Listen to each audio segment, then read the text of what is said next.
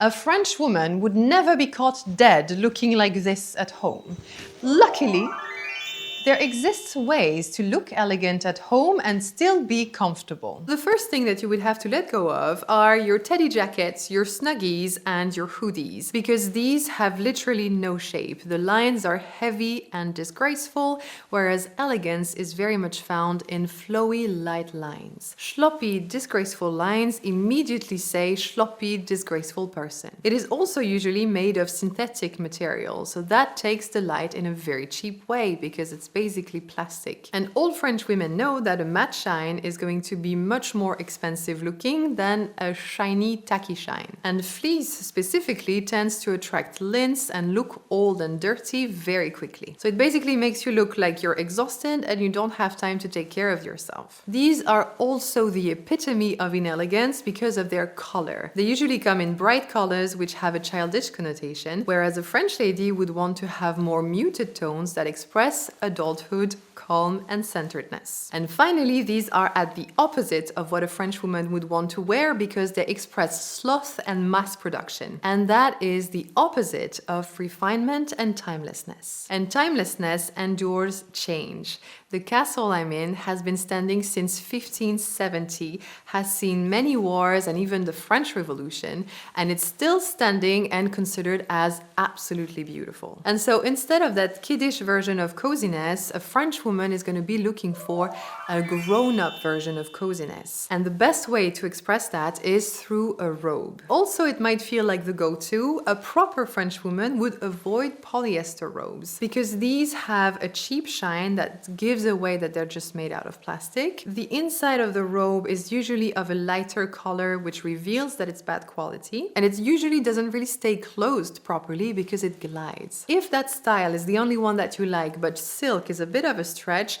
then pick a cotton robe because cotton is affordable, but is also used in expensive, beautiful, luxurious robes. A cotton robe is still going to have structure and flow, but it's going to have a matte shine. It also stays closed and is actually cheaper than a snuggie or a slanket. If you live in a cold country, believe me, I know I've lived 6 years in Norway, you have a couple of options to wear an elegant robe and still be warm. A 21st century option that you might see a lot of French women wear is warm black undergarment with the robe on top, adding warmth and comfort while keeping the flowiness and elegance of the robe. If for some reason robes are not your thing, you can switch the robe for a long pullover and even add a scarf if you're very cold. It kind of acts as a blanket and even feels like one, but it's much classier. And if you're wearing the scarf, please drape it over your shoulders. Don't put it like if you were about to hang yourself. A third option, very much inspired from beyond the Atlantic, is a matching set. If you pick a matching set, please choose it with a structured collar and the seams on the shoulders. And obviously stick to muted tones. And if you're really cold and you don't have a giant fireplace to warm you up, you can wear thermal layers underneath. And finally, but this is really if you're not seeing anybody, you can wear a matching set of pajamas, but pick them as structured and as minimal as possible. But you're still going to look like you're in your pajamas. Please, for the love of the French gods, regardless of the top that you choose, never pair it with sweatpants. Sweatpants carry a strong cultural code of laziness and sloppiness, which is at the immediate opposite of what we want to express. They erase your shape when they're new, and they create disgraceful ones when they're worn. Hashtag baggy knees, hashtag saggy bum. Instead, French women will always choose flowy pants, either knitted,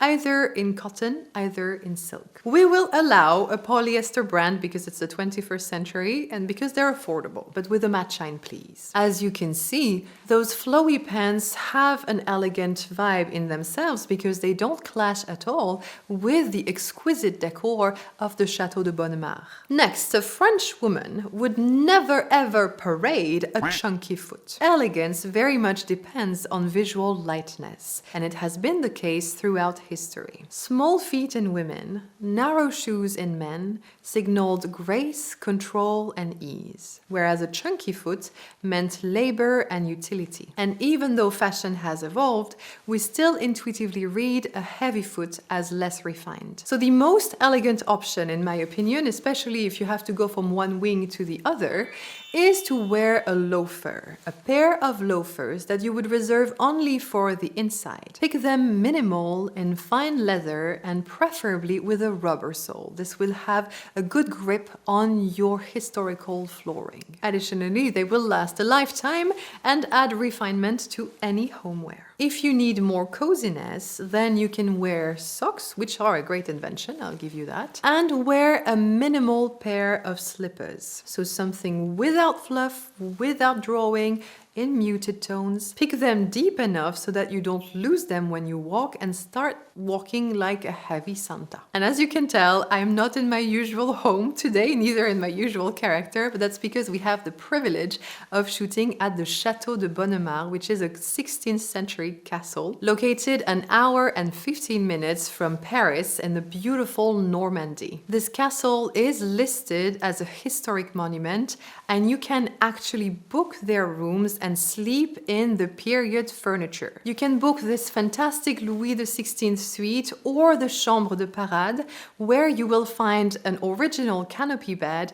and real portraits of Louis XIV. And if you have a wedding coming up, you could wake up as newlyweds in this incredible decor, celebrate your union in their chapel, and gift 45 of your guests the privilege of sleeping in these historic walls. You will be served a gorgeous, typical French breakfast right by the fireplace in the 16th century kitchen. It is honestly a 5-star hotel experience that I can only recommend you to book. And the link to book your own historic suite is in the description. Pack your best homeware when you come visit. So one of the basic rules of homeware is that you don't need to have a full face of makeup on, but you would want to have a nice complexion. So what you can do is to use a CC cream and a bit of lipstick to give yourself the nicest complexion. You're going to use your lip balm not only on your lips, but also on your chin, on your nose, on your brow bone, on your temples, and on your cheeks. Once you blend it in, you're going to look naturally fresh and put together, and it's not going to show that you're actually wearing makeup. Now, in terms of lashes, if you can afford, the eyelash lift is, in my opinion, the absolute best way, and we didn't have that in the past, and I love using it in the 21st century. Alternatively, what you can do is to dye your lashes, so then you don't have to put on any mascara. If you can go through the trouble of putting on mascara every single day,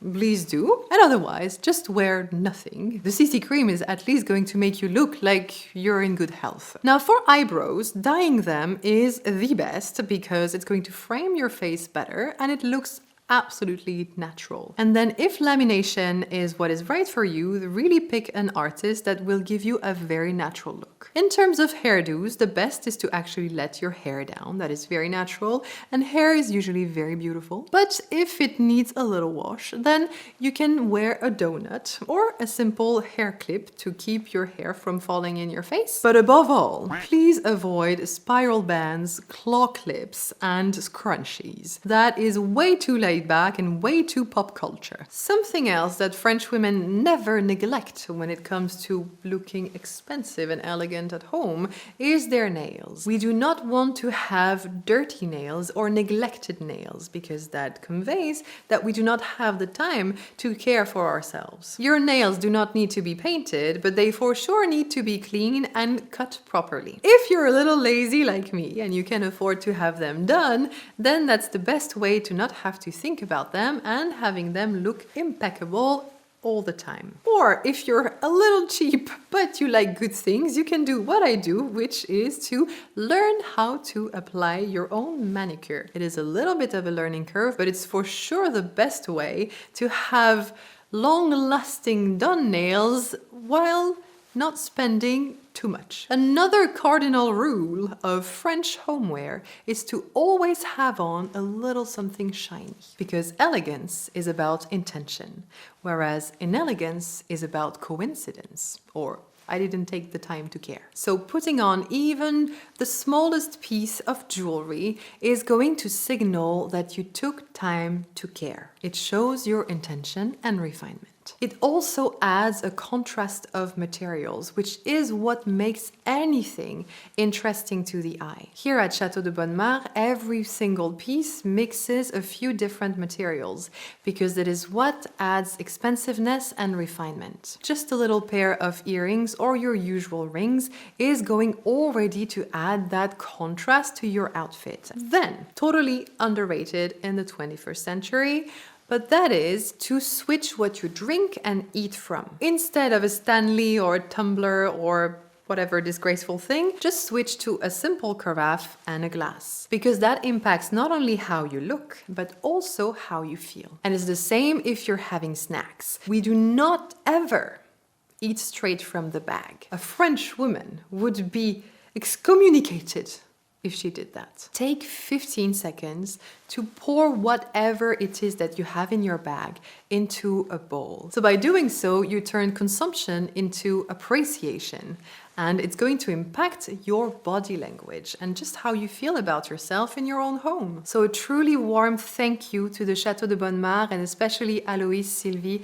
and Alain Van de Candelaire for having us and giving us the opportunity to shoot in that extraordinary place. They are truly kind hosts, providing you with a 5-star experience, and I cannot recommend enough. They're going to make you feel like a princess, and it's going to be an experience that you're never going to forget. All the information you need to book your next stay is in the description. Thank you for watching this video. If you enjoyed what you saw, I invite you to subscribe. And in any case, I will see you very happily in the next one.